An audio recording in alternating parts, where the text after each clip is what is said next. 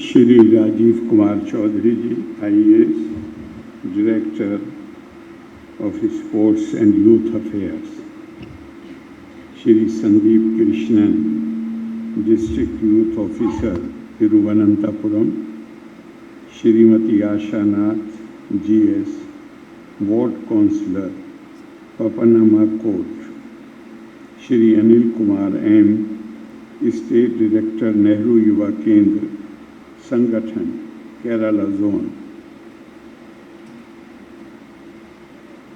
हमारे इस कक्ष में उपस्थित सभी देवी और सज्जनों, और विशेषतः उड़ीसा, झारखंड, बिहार, तीन राज्य, वहाँ से आए हुए हमारे नौजवान बहनों और भाइयों, यहाँ केरला में हम कहते हैं सहोदरी सहोदरन मारे, मतलब हमारे बहनें और भाइयों, एलावर्कुम एंडे वंदनम, मेरी तरफ से आप सबकी सेवा में बहुत प्रणाम, आपकी सेवा में नमस्कार, आपकी सेवा में जुहार।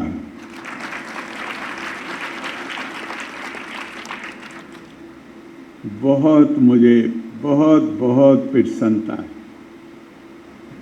अतियाया संतोषम उम्ड, इज दैट राइट?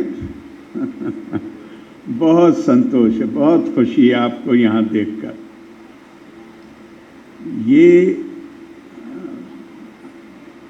आप लोगों को सबको हिंदी तो आती है ना? हाँ, तो जो लोग उड़ीसा से आए हैं, झारखंड से आए हैं, बिहार से आए हैं, आप सुदूर दक्षिण का राज्य है केरला, वहाँ की राजधानी तिरुवनंतपुरम में आज मौजूद हैं, और अगले कई दिन तक 26 तारीख तक आप यहाँ रहेंगे। आप मुझे विश्वास है आप जानते होंगे कि केरला को उसकी प्राकृतिक सुंदरता के कारण गॉड्स ओन कंट्री, प्रभु का अपना निवास कहा जाता है, परमात्मा का अपना निवास। क्यों? नॉर्थ में 3 वेदर, मौसम, क्या मौसम को 3 मौसम होते हैं। गर्मी होती है, ठंडी होती है, और मॉनसून होता है, बारिश होती है। तो एक सीजन ऐसा आता है जहां सारे पेड़ों के पत्ते गिर जाते हैं और ग्रीन कुछ नजर नहीं आता। केवल बिहार, उत्तर प्रदेश, झारखंड, उड़ीसा में नहीं, कश्मीर में भी, वहां भी 2 महीने कोई आपको हरा पत्ता नजर नहीं आता। केरला में 12 महीने हर दिन आप कहीं भी चले जाइए, आपको ग्रीन ग्रीन ग्रीन हरा नजर आता है। और धरती का आभूषण, हमारे यहाँ कहा जाता, आप ज्यादा अच्छी तरह जानते हैं, धरती का आभूषण पेड़ होते हैं। The earth becomes beautiful by plants, trees, greenery, वो धरती का आभूषण है। और आपसे अच्छा कौन जानता है इसको? आप में से तो बहुत लोग ऐसे हैं जो सुदूर उन क्षेत्रों में रहते हैं जहां प्रकृति की संपदा बिखरी हुई। तो मुझे बहुत खुशी है कि आप यहाँ आए। ये 6 दिन एक बात ध्यान रखिएगा कि हमारे देश में, हमारे आज नहीं हजारों साल पहले, एक तो अपने देश को समझिए, हमारा देश क्या है। हमारा देश दिल्ली, बंबई या तिरुवनंतपुरम नहीं है, या रांची और पटना नहीं है। इन सबका समूह, और उसमें भी खास तौर से जो ग्रामीण क्षेत्र हैं, सुदूर क्षेत्र हैं, वो सब मिलके भारत बनते हैं। और वो भारत जो है उसको क्या बताया गया है? उत्तरम यत् समुद्र से हिमाद्रि चैव दक्षिणम वर्षम तत् भारत नाम भारतीयत्र संतति। उत्तर में हिमालय, दक्षिण में भारत, दक्षिण में समुद्र, इसके बीच में जो भूभाग है ये भारत। और यहां रहने वाले, आज हम नागरिक कहते हैं, सिटीजन, रेजिडेंट, इंडियंस, भारतीय। हमारे ऋषियों ने क्या कहा? उन्होंने कहा कि हिमालय से लेके और समुद्र तक भारत, और यहां रहने वाले भारत की संतान, हम मां भारती के बच्चे हैं। We are the children of mother India. तो चिल्ड्रन तो एक माँ बाप के बच्चे होते हैं, उनके भी जो उनका फेस होता है, शक्ल होती है, चेहरा होता है, वो अलग अलग होता है। एक ही माँ बाप के बच्चे, किसी को एक खाना पसंद होता है, किसी को दूसरा पसंद होता है, किसी को एक रंग के कपड़े पसंद होते हैं, किसी को दूसरे रंग के कपड़े पसंद होते हैं। तो हमारे चेहरे अलग होने से हम अलग नहीं होते, हम एक माँ के बच्चे हैं। चाहे हम दिल्ली और बंबई में रह रहे हों, तिरुवनंतपुरम में रह रहे हों, चाहे हम वायनाड में रह रहे हों, चाहे हम बिहार, उड़ीसा और झारखंड के जो सुदूर क्षेत्र हैं वहां पे रह रहे हों, जिन्हें हम अपने आदिवासी भाई मानते हैं, हमारे अंदर कोई अंतर नहीं है। और आपको बताता हूं, जो हमारे ऋषियों ने हजारों साल पहले कहा, उन्होंने कहा आपको भारत में कश्मीर से लेके कन्याकुमारी तक हर वर्ण के लोग मिल जाएंगे, जिनका रंग थोड़ा गोरा है, थोड़ा काला है, थोड़ा सांवला है, थोड़ा हर रंग के, पीला है, हर रंग के लोग मिलेंगे आपको। तो हमारे ऋषियों ने क्या कहा हजारों साल पहले? अभी नहीं, कई हजार साल पहले का, भारतेषु स्त्रिया पुरुषो नाना वर्णा प्रकीर्तिते नाना देव अर्चने युक्ता नाना कर्माणि कुर्वते। भारत की स्त्रियां, the women and main of India, Varna can be translated as race, Varna can also be translated as color of the skin. आपका जो मूल वंश है वो भी उसका अनुवाद है, और आपकी त्वचा का रंग क्या है वो भी उसका अनुवाद है। तो कहा कि नाना वर्ण, अलग अलग रंग के लोग, नाना कर्माणि प्रकीर्तिते, और उनके काम काज करने के तरीके अलग अलग हैं। नाना देव अर्चना युक्ते, वो उस परमात्मा की अर्चना विभिन्न नामों से करते हैं, विभिन्न नामों से करते हैं। हम, भारत ने कभी यही नहीं कहा कि यही एक तरीका है। भारत ने कहा हर किसी को हक हासिल है, ये अधिकार है कि मैं जैसे चाहूं मैं अपनी श्रद्धा उस तरह व्यक्त करूं। ये यथा मा प्रपद्यन्ते तांस तथे भजाम्यहम् मम वर्तमानो वर्तन्ते मनुष्य पार्थ सर्वशा। भगवान कृष्ण कह रहे हैं गीता में अर्जुन को कि अर्जुन, मेरी उपासना करने वाला जिस भाव के साथ, जिस तरीके से भी, जो भी तरीका वो इस्तेमाल करे, मेरी तरफ आता है, मैं उसे उसी रूप में स्वीकार करता हूं। तो आपका थोड़ा पहनावा अलग है यहां के लोगों से। आप ये मत समझिएगा कि आप विभिन्न हैं। नहीं, आप विभिन्न नहीं हैं, आप हमारे अपने हैं। आप में और हम में कोई अंतर नहीं है।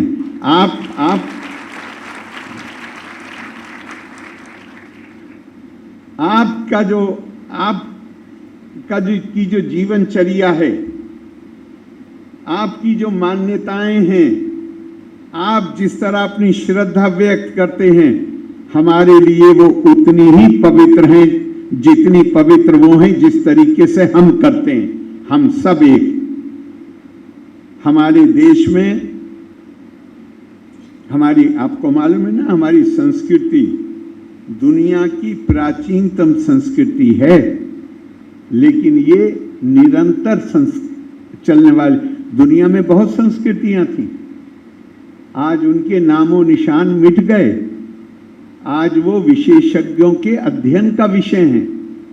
हमारी संस्कृति निरंतर चलने वाली संस्कृति है, क्योंकि ये केवल प्राचीन नहीं है, ये मृत्युंजय है, ये डायनामिक है। डायनामिक कैसे है? डायनामिक ऐसे है कि हमारे यहाँ, अब सोचिएगा, गौर करिएगा, हमारे यहाँ धर्म की कल्पनाएं, ये सनातन धर्म है। सनातन धर्म का मतलब है ऐसे सिद्धांत जो कभी समय के साथ बदलते नहीं।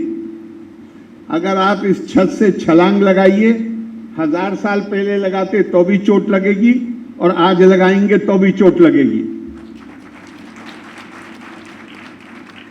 जो चीज कभी बदले नहीं वो है सनातन। लेकिन ये संस्कृति हमें बताती है कि देश धर्म कोई चीज होती है, काल धर्म कोई चीज होती है।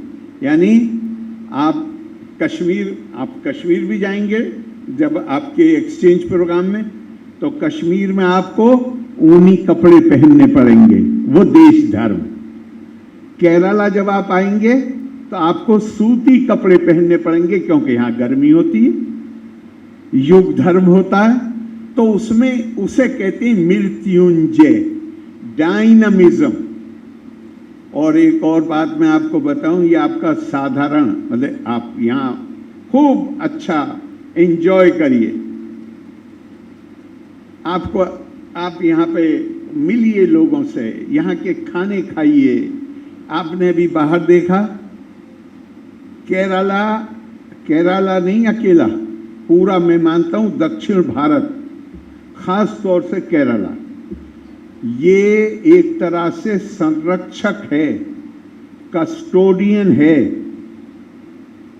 जो प्राचीन भारत की कलाएं हैं, जो आपको यहाँ उत्तर भारत में नहीं मिलेंगे। आपको 400-500 साल से ज्यादा पुराना मंदिर नहीं मिलेगा। दक्षिण भारत में आपको 1500 साल से ज्यादा पुराने मंदिर मिलेंगे। आपको दुनिया समझती है कि यूरोप में क्रिश्चियनिटी है, हमारी क्रिश्चियनिटी यूरोप से 250 साल पुरानी है। हमारे यहाँ यूरोप से पुरानी चर्च हैं। हमारे यहाँ दुनिया में मदीने के बाद बनने वाली कोई दूसरी मस्जिद वो केरला में है, त्रिशूर में। तो भारत की जो प्राचीन कला, संगीत, नृत्य, स्कल्पचर, आर्किटेक्चर, इस सब का कस्टोडियन दक्षिण भारत है, और उसमें भी खास तौर से केरला। तो आप खूब एंजॉय करिए, लेकिन उसको समझने की भी कोशिश करिए। और एक बात ध्यान रखिएगा कि हमारी परंपरा में, भारत की परंपरा में, यात्रा केवल मनोरंजन का साधन नहीं है, परमात्मा को जानने का साधन भी यात्रा। हमारे यहाँ कहा गया है उत्तम सहज अवस्था, परमात्मा के साथ, जिसे गीता कहती है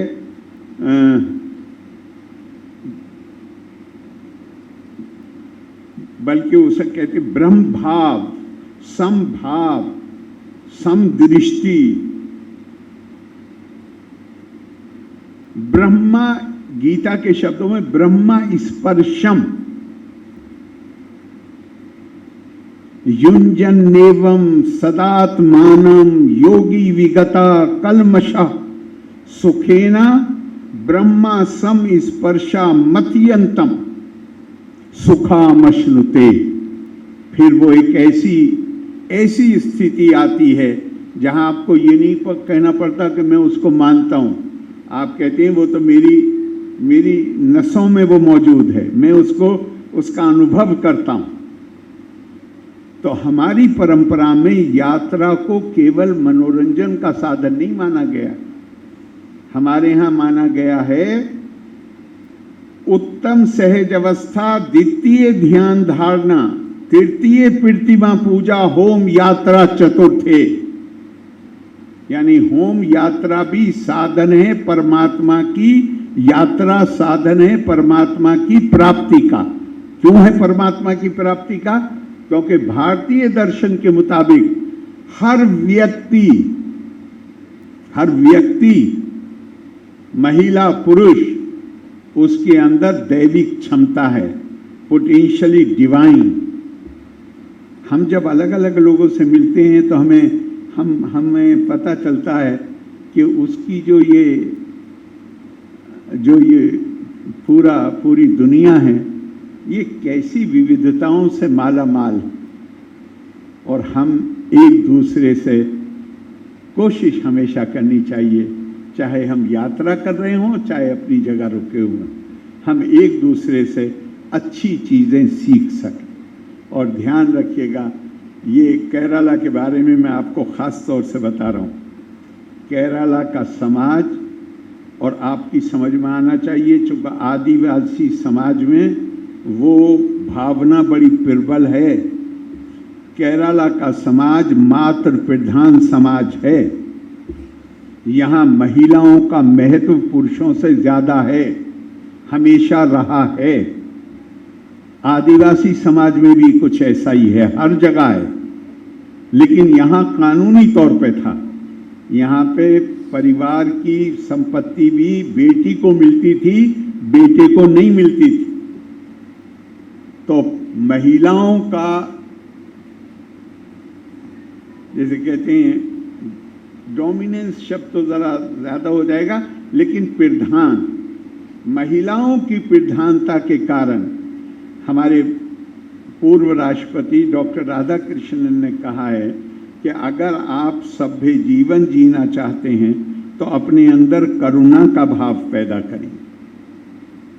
और फिर वो कहते हैं कि ये करुणा का भाव महिलाओं में नैसर्गिक तौर पे आता है, वो जन्नी है, तो उसके अंदर करुणा का, वो करुणा भरी हुई होती है उसके अंदर।